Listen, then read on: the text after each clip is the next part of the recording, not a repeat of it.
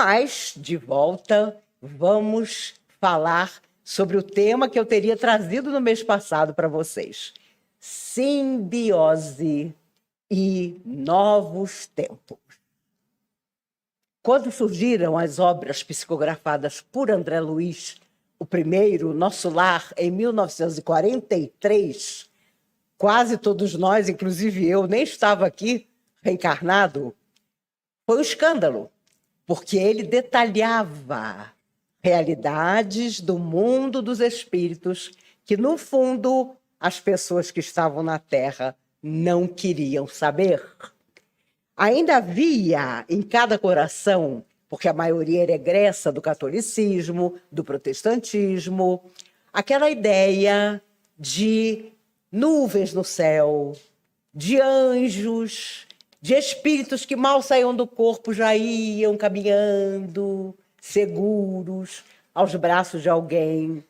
E surge André Luiz, o sanitarista Carlos Chagas, para contar que ele não se havia preparado, não havia se adestrado no seu corpo de carne para entender que a vida continuava além da morte, com todas as suas nuances, com todos os seus desequilíbrios. Por mais que as pessoas orassem, por mais que ele tivesse saído da terra como um homem respeitabilíssimo, mas encontrou a ele mesmo do outro lado.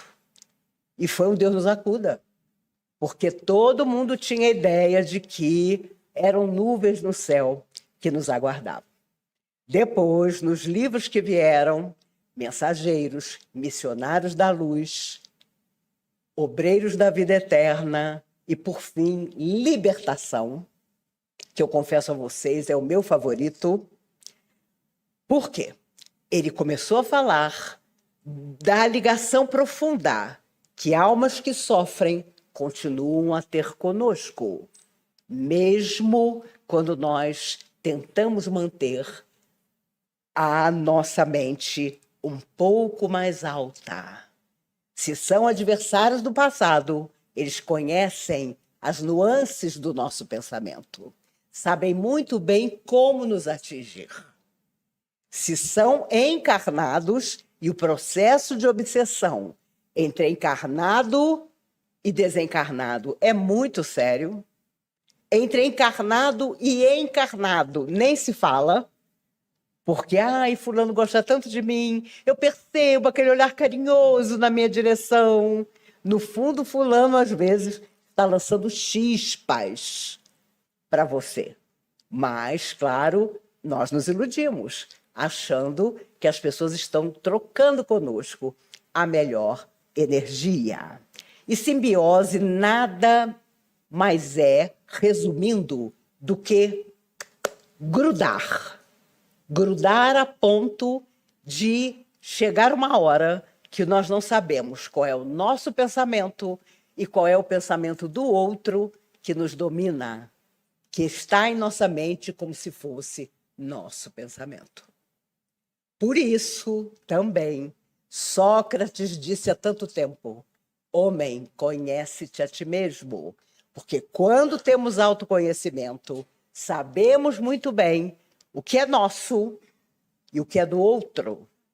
E começamos a discernir para não nos deixarmos influenciar de forma profunda. André Luiz, nos seus livros, fez questão de contar que não era fácil nos desfazermos desse controle que as almas que sofrem podiam exercer sobre nós. E ele se surpreende ao perceber que sua inteligência não tinha resolvido nada, porque ele permanecia com uma série de dúvidas, de dificuldades psíquicas, emocionais que o venciam fora da matéria. O nosso corpo físico, usado por entidades sofredoras, com o passar de um tempo, começa a sofrer consequências. Então, é uma dor que você não sabe de onde veio, é um pedaço aqui das suas costas que não para de doer. Você vai a vários médicos, ninguém descobre o que está acontecendo com você. E muitas vezes nós estamos sendo, como dizia na época dos meus avós, irradiados. Irradiados por entidades que sofrem, que têm mágoa de nós e que tentam nos atingir. Os órgãos físicos do encarnado ficam doentes e se mesclam com os órgãos dos desencarnados. O perispírito, que sobrevive ao físico, que já está lá enterrado, tem as mesmas lutas, as mesmas dificuldades. E quando a pessoa passa a viver fora da matéria, inconformada, ela atrai todas essas energias. Epifânio Leite, o grande poeta, através de Chico Xavier, há muito tempo atrás, contou a história de uma senhora de terras, mulher poderosa, que dançava o tempo todo na grande fazenda que possuía. E ela dava à morte pessoas que a contrariavam, porque o importante era a riqueza que ela possuía. E com frêmitos de louca, ele foi encontrá-la dançando sobre o próprio túmulo. E ele, numa poesia belíssima, na década de 40, diz, ao revê-la completamente ligada ao seu túmulo do Brasil Colônia: Deus te abençoe, senhora. Um dia, aqueles que magoaste, que feriste, de quem tiraste a vida, virão te buscar. Um dia, você vai resgatar tudo que fez de errado para subir as estrelas. Mas ali estava ela, dançando em cima do túmulo, um túmulo de mais de 200 anos. E aí perguntamos, como é que a pessoa não vê passar o tempo? Como é que essa ligação entre o que ela viveu, entre o que ela foi, é tão profunda que ela não sai dali? Ela perde a noção do tempo. Isso é terrível. Por isso, às vezes, muita gente chega à casa espírita procurando notícias de familiares, de bisavô, de tataravô. Ah, mas meu bisavô era tão querido, o meu tataravô era tão amoroso, ele nunca deu uma notícia. Ora, nós não sabemos quem ele terá sido. Quando a pessoa sai do corpo, reencontra os adversários, ela tem que ir em busca da sua própria recuperação. E muitas vezes 100, 200 anos não são suficientes. Por isso os espíritos dizem, feliz de você se teve a oportunidade de mergulhar num corpo de carne. O Chico costumava dizer para as pessoas que queriam logo desencarnar: Chico, eu já evoluí, eu já estou bem, eu tenho certeza que eu vou desencarnar e vou estar bem do lado de lá. E o Chico dizia, desencarnar para quê, meu filho? Para entrar naquela fila enorme, ter que voltar novamente? Ele já acabava com o assunto, porque as pessoas achavam que era fácil você sair do corpo com uma série de compromissos não realizados e mergulhar. Quando sabemos tanta gente endividada em suas próprias loucuras procura um pai e uma mãe e não encontra. Jesus sabia tanto disso que disse, honrai a vosso pai e a vossa mãe, para teres longa vida na terra, que o Senhor teu Deus te dará. Ter um pai e uma mãe, ainda que não sejam as pessoas que julgamos as ideais, é um privilégio, porque nos possibilitaram um corpo de carne, nos possibilitaram um recomeço, e muitas delas são os adversários de ontem, amalgamados a nós. Por isso há DNAs que são tão importantes. Nossa, você é a cara do seu pai. Nossa, o seu braço é igual ao da sua avó. Por quê? Porque você vem de todo jeito buscando aquele DNA que vai fazer com que você esteja de novo mergulhado no processo reencarnatório para recomeçar. E muita gente não consegue isso e vive em tormentos de consciência. Por isso, se nós estamos na carne, vamos aproveitar de todas as maneiras as nossas oportunidades, antes que a vida nos ajude, triste e tarde, como dizia Alta de Souza. O Chico contava a história, aliás, André Luiz contava a história do Cláudio, que tinha 2 obsessores. Ele era alcoólatra e eles se alternavam. Quando um deles deixava o Cláudio em paz, o outro vinha. Quando um pegava uma garrafa de uísque e tomava toda, o outro dizia: ah, mas eu não provei desse uísque que você tomou, eu quero também. E o Cláudio, mesmo caindo aos pedaços, abria outra garrafa, porque ele era utilizado como um grande copo pelas almas sofredoras. Por isso, os vícios são difíceis de serem deixados, porque é claro que os espíritos que sofrem, que são muito ligados a nós, nos utilizam na comida, na bebida, nas drogas, na falta de perdão, no falar mal do outro. Eu sei que eu não estou falando para vocês que vocês são todos fofinhos, mas falar mal do outro dá um trabalho para reencarnar. Você vem mudinho numa outra vida. E aí fica difícil, porque você tem vontade de fofocar e não pode. Experimenta, para ver se não é isso que acontece.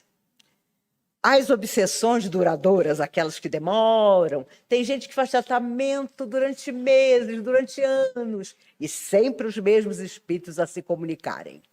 As histórias são sempre as mesmas. Por quê? E eu precisei colocar aqui porque tem coisas importantes.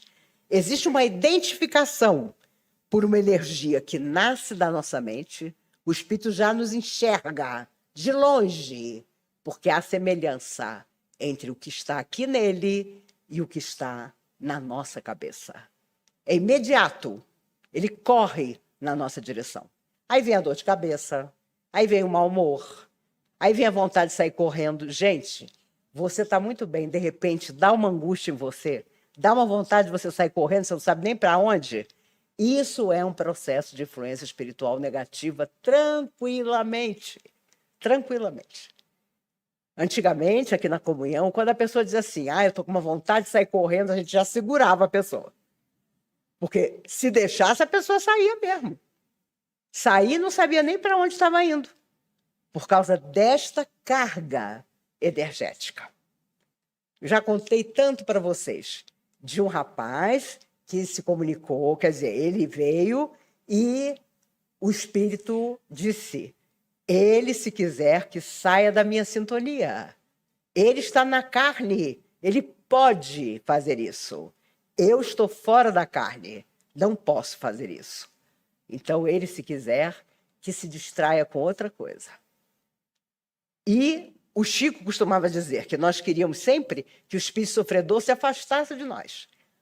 Eu vou lá no centro, porque lá eu vou me afastar das entidades sofredoras. Por que falar em afastar? Por que não chamar essas entidades para junto de nós? Para que juntos aprendamos, para que juntos consigamos tirar essa ligação psíquica, que é praticamente física, e que nos atormenta e atormenta a alma que sofre também. Muitos deles reencarnarão, muitas vezes, como nossos netos, se não reencarnaram como nossos filhos. Tive um casal amigo, quando eles ficaram noivos, a vida caiu em cima deles. Era um inferno. Não, tudo dava errado. No namoro deles, no noivado deles. E aí os espíritos amigos, sabendo do compromisso que eles tinham, começaram a dizer assim, para as almas sofredoras: por que vocês não deixam eles se casarem? Eles se casam, vão se separar talvez, vão sofrer, e vocês vão conseguir muito mais se vocês separarem eles agora, que eles são só namorados. Deixa eles casarem. E os espíritos, achando que era uma escolha deles, têm toda a razão. Vamos deixar eles se casarem, porque aí, quando eles se separarem, vão sofrer muito mais. E os espíritos sofredores não perceberam o truque das almas amigas, que era fazer com que eles pensassem que tudo estava organizado para o sofrimento, quando estava organizado para o resgate de uma família que se formaria e que receberia como filhos aquelas entidades que se recusavam a estar unidas na mesma família. Todas as células, quando Jesus curava, todas as células do corpo da pessoa que ele curava eram trocadas de imediato. Imagine o que era isso. Por isso, com toda a segurança, ele dizia: vai e não peques mais, para que não te aconteça coisa pior. Imagine a mão iluminada da alma mais perfeita que já viu na Terra, trocando todas as energias daquelas pessoas que o procuravam. A pessoa saíra dali absolutamente zerada para começar de novo. Uma simbiose, que chamamos também obsessão, ela se esgota quando há cansaço de uma parte ou de ambas as partes, há retorno a novos caminhos, aqueles caminhos positivos, e há arrependimento, ou do encarnado ou do desencarnado. Aí aquilo se rompe, a simbiose deixa de existir, cada um segue para um lado.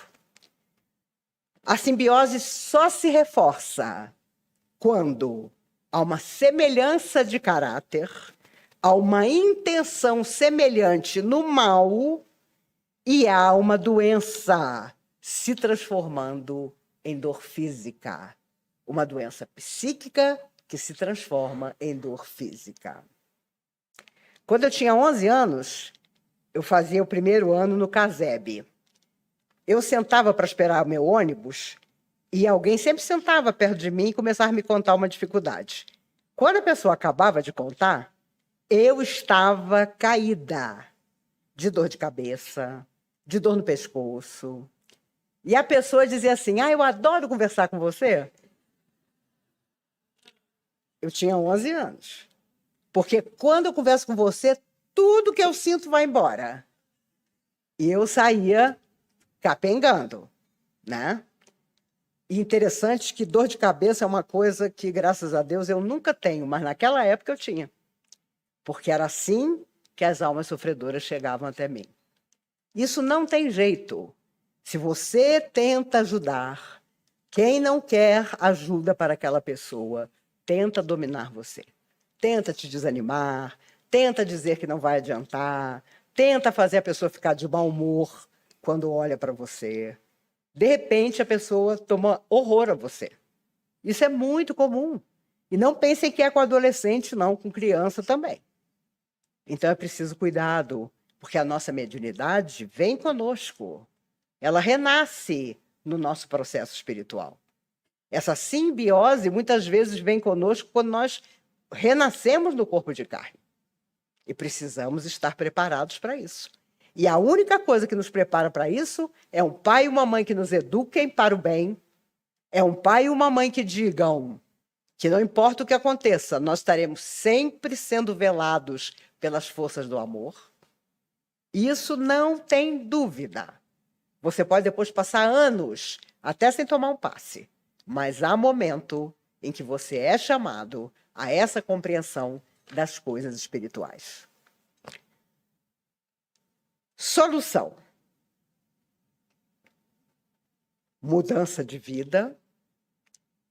A obsessão só termina quando o auxílio mútuo da alma sofredora para você, de você para a alma sofredora. Tanta gente se engana e vai até outras casas espíritas e diz: a comunhão não me adiantou nada, porque lá eles não resolveram o meu problema. A minha obsessão era muito forte. Não. O que existiu foi uma falta de cuidado, de orientação, de carinho. Somos todos devedores de ontem e precisamos estar muito preparados para reencontrar o nosso passado em forma de presente. Eu achei duas coisas interessantíssimas. O Chico costumava deitar-se à noite e fazer prece por todas as pessoas que ele sabia que precisavam dele. Gente, ele ia dormir e, quando amanhecia, ele não tinha acabado de fazer prece.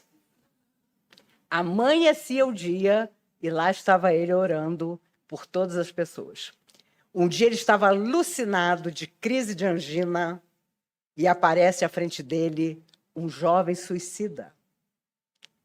E quando o espírito apareceu na frente dele, disse: meu nome é Lucas, eu sei que eu sou um suicida, eu estou perdido há muito tempo, mas não se preocupe, eu vim perguntar se eu posso fazer alguma coisa por você, Chico Xavier. E o Chico, surpreso, ao ver o carinho daquela alma suicida com ele, disse: mas nós nos conhecemos?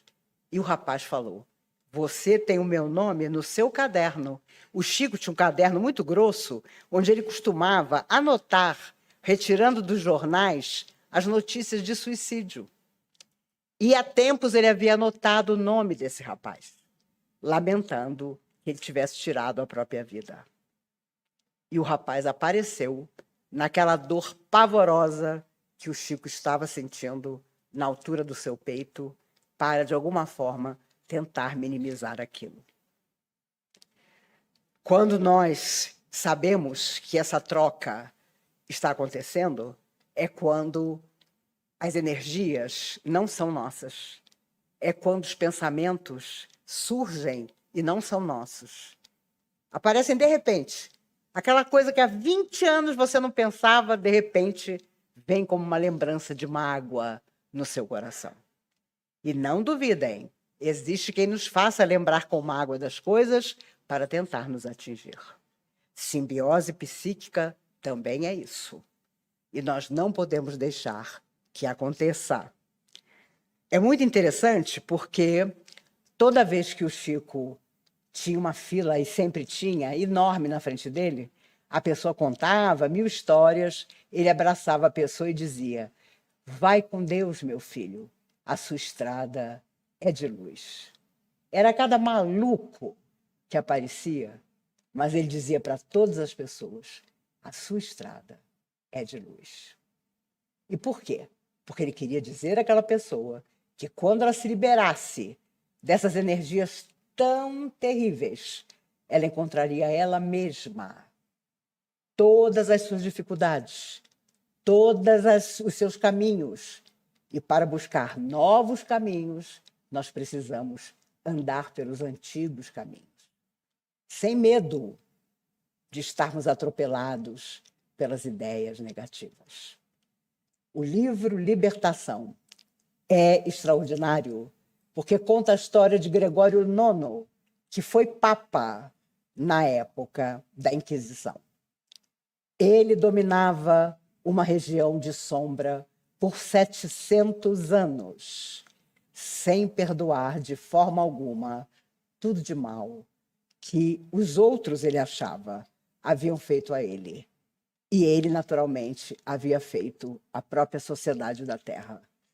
Mas então, havia dentro de Gregório um espinho, que era o amor que ele tinha pela mãe, que nunca mais ele havia encontrado.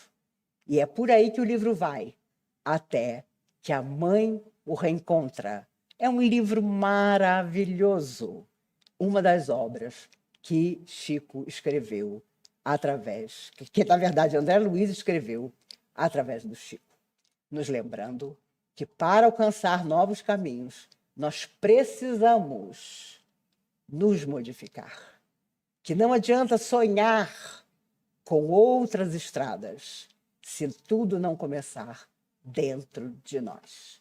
Seja dentro da casa espírita, seja dentro de qualquer religião, ou até sem religião nenhuma, mas sempre certos de que alguém nos envolverá com sua luz, com seu carinho, e nós vamos simplesmente seguir sem fazer observações jocosas, sem dar opinião negativa aos outros.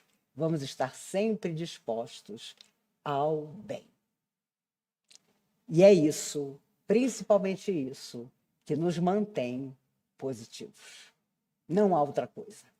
Fazer o bem é o grande objetivo das nossas almas. Se nós não dermos conta disso, permaneceremos por muito tempo em processos obsessivos graves, dos quais será muito difícil nos libertarmos. Não temos ainda a condição de ensinar a um filho pré-adolescente, a um filho criança, que tudo volta para ele? Vamos falar da bondade no coração, que ele deve construir para estar sempre cheio de amor para doar ao seu semelhante. Façamos isso. Não há outra maneira de sermos felizes que não seja fazendo os outros felizes. Nós precisamos fazer isso. Se vocês me permitem, eu vou sentar aqui um pouco ao lado de Flaviana.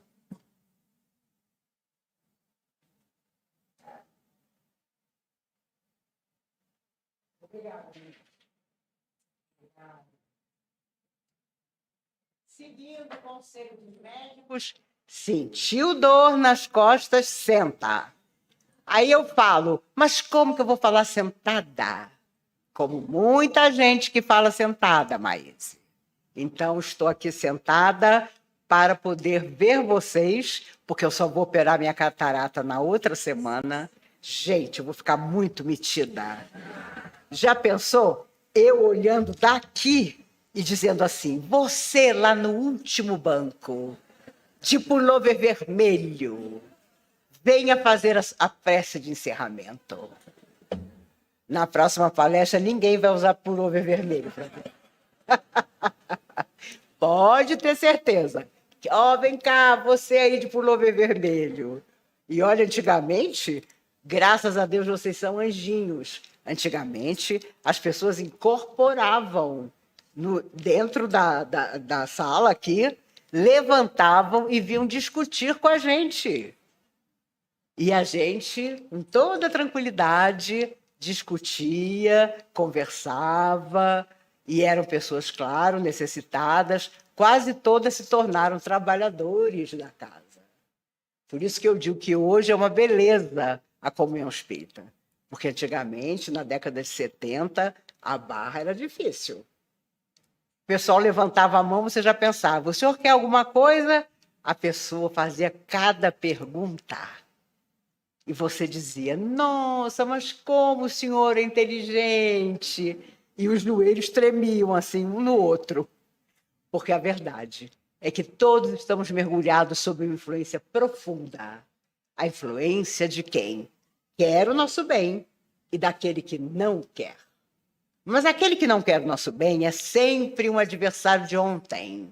Ou então quem nos conheceu em situação difícil e agora quer saber se é verdade que nós já temos bem no coração. E para provar isso, demora. Demora porque não é com a boca, não é com a aparência, é sempre na verdadeira atitude. Por isso, André Luiz, que não se havia preparado para morrer para a Terra, percebeu que para separar as energias de um corpo fora da matéria das energias de um corpo dentro da matéria, só a modificação daqueles seres é que conseguiria. Então ele encontra mentores maravilhosos, mas que diziam, nós ainda estamos lutando, André Luiz. E ele ficava surpreso. Como é possível que vocês que parecem tão avançados ainda lutem? Mas eles queriam mostrar que havia ainda longa caminhada. E é por isso que mergulhamos na carne muitas vezes, até que este período de estar na Terra não precise mais acontecer. Então, nós vamos seguindo para outros caminhos. Se nós pudéssemos resolver tudo na Terra, seria maravilhoso, mas não podemos. Então, nós voltamos para o mergulho na carne, organizamos tudo, desencarnamos, deixando o corpo físico aqui, e depois recomeçamos. Isso é extraordinário, porque voltaremos várias vezes para reencontrar as almas queridas, aqueles que nós desprezamos, aqueles a quem não demos a mínima atenção, aqueles a quem dissemos, você nunca importou para mim, e a mágoa que isso causa é tremenda. Gregório IX foi um dos papas mais poderosos que o mundo conheceu. Era um homem terrível. Ele praticamente inventou o processo da Inquisição em sua mente doentia. Mas por 700 anos, ele lutou fora da matéria, sem conseguir ser ajudado. Sua mãe, Matilde, que o amava tanto, tentava ajudá-lo sem conseguir. E ele aparece para enfrentá-la usando uma espada na mão. Tamanho delírio de sua alma perversa. Quando então a mãe se desvela e diz: eu vim lutar contigo com a única arma que eu tenho, o amor com que eu sempre te amei. Já imaginou o que é isso? Você não vê a sua mãe há 700 anos e, de repente, ela está ali na sua frente e te pega no colo como um bebê para que você possa recomeçar. A beleza disso é tão extraordinária e nós ainda estamos tão pequenos, reclamando de bobagem. Porque fulaninho olhou para mim esquisito. Porque Beltraninho não simpatiza. Meu Deus, são coisas tão pequenas. Quando nós chegamos ao infinito, vamos olhar o universo e vamos dizer, meu Deus, o que eu estava fazendo? Me preocupando com tolice. O Chico contava que, certa feita, ele pediu a Emmanuel que lhe mostrasse o tamanho do espaço. O Chico queria ser levado para fora da Terra e ver o tamanho das estrelas, dos planetas. E Emmanuel disse, olha o pedido que você está fazendo. E o Chico se empolgou, né? Eu queria. E Emmanuel começou a mostrar para ele um planeta atrás do outro, como se fosse uma grande cebola partida ao meio. E o Chico começou a ficar tonto, a ficar tonto, não tinha mais noção de nada, era aquela coisa magnífica, aqueles universos espetaculares, até que o Chico disse, por favor, me leva de volta para o meu quarto, que eu estou doido por uma xícara com café. Porque ele percebeu que era um universo tão extraordinário. E ele estava ali, tonto, de tanta beleza, de tanta coisa. E nós ontem começamos a fazer alguma coisa, já nos sentimos um missionário. Eu acho que a comunhão ficou pequena para mim. Sabe que eu já escutei isso? Já escutei isso. Já. Mas a comunhão ficou pequena para mim. Nossa, é mesmo? Eu me surpreendo, porque eu acho logo a pessoa maluca, né? Mas tem gente que acha que a comunhão ficou pequena para ela, que o nome dela tem que aparecer sei lá onde. E nós sabemos muito bem que ontem começamos. Ontem, meu Deus. A noção do belo começou a nos fazer simplesmente caminhar. Dar os primeiros passos no nosso grande processo de evolução. Por isso, vamos amar muito, vamos abraçar nossos filhos, vamos dizer o quanto eles são importantes para nós, vamos lembrar que ninguém vem do espaço para progredir nos nossos braços por acaso, porque o acaso não existe. Vamos fazer com que cada gesto, cada palavra seja um tijolo a nos separar das influências negativas. Que alegria perceber que nós podemos dar a boa palavra a alguém. Que a pessoa pode dizer, nossa, eu estava tão para baixo e conversar com você significou muito para mim. Nossa, eu tive um pesadelo e quando encontrei você, você me disse coisas tão boas que eu até esqueci o pesadelo que eu tinha tido. Sabe? Fazer com que você perceba que você pode ser útil a todo instante é o grande mistério da nossa vida na carne e fora da carne também. Não nos esqueçamos disso nunca. Não deixemos que as nossas energias se misturem com esse mundo que está aí. Um mundo de provas, um mundo que as pessoas estão desistindo, em que elas estão dizendo para si mesmas que não vale a pena caminhar. De jeito nenhum. Vamos em frente. Um pouco mais à frente. Jesus teve a preocupação de unir os discípulos, porque ele juntou aqueles 12, meu Deus do céu. E de que maneira? Fazendo com que cada um percebesse que tinha um potencial que deveria ser utilizado depois que ele, Jesus, já não estivesse mais aqui. Ele procurou o tempo todo unir essas energias, porque ele sabia que cada 2 deles caminhariam e falariam de tudo aquilo que estavam aprendendo. Ah, mas Judas fez tudo errado. Mas se você estivesse ali, você talvez tivesse feito também. Você com certeza estaria equivocado. E Jesus tinha a preocupação de evitar que, naquela simbiose da sombra absoluta, que não queria que o Cristo caminhasse sobre a terra, aquelas pessoas, os discípulos, pudessem continuar vivendo. E, é claro, Judas foi substituído depois e a tarefa continuou.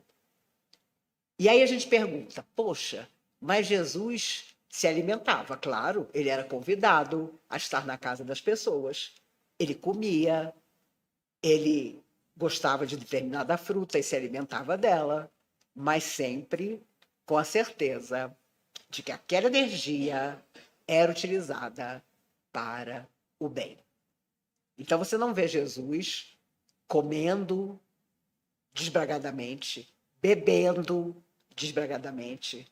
Você vê a disciplina em que todos ali procuravam se alimentar para fazer jus à tarefa. E harmonizar 12 discípulos não era mole.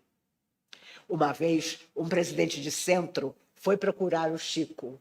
Chico, lá na minha terra, nós construímos um centro espírita, somos 28 e está dando uma confusão danada, Chico. E o Chico sorridente disse, meu filho, Jesus só tinha 12 e deu no que deu, por que você foi juntar 28, meu filho? E é verdade, né? 28 já ficou complicado.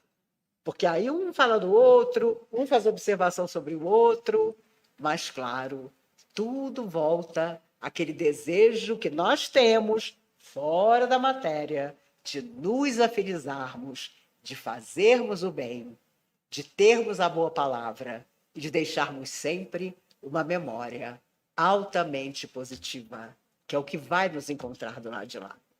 Não vão perguntar que faculdade nós fizemos. Não vão nos perguntar os títulos que tínhamos, mas aquilo que nós deixamos no coração de cada um, isso vão nos perguntar. Não duvidem, vão nos perguntar. E, é claro, os testemunhos serão os mais valiosos. Não conheci fulano. Fulano frequentava a comunhão espírita, mas só frequentava? Não participava dos trabalhos? Mas se chegou a uma casa abençoada como a comunhão, como nunca procurou a Flaviana para trabalhar? O que aconteceu? Não precisamos nos colocar a serviço do bem sempre. Por isso, toda pessoa obsediada que chegava no centro, o Chico já estendia uma vassoura. Olha aqui, minha filha, essa vassoura vai ser uma preciosidade na sua vida. Pode começar a varrer. E a pessoa varria e não tinha obsessor, porque o obsessor detesta trabalho, gente. Não havia obsessão que desse certo.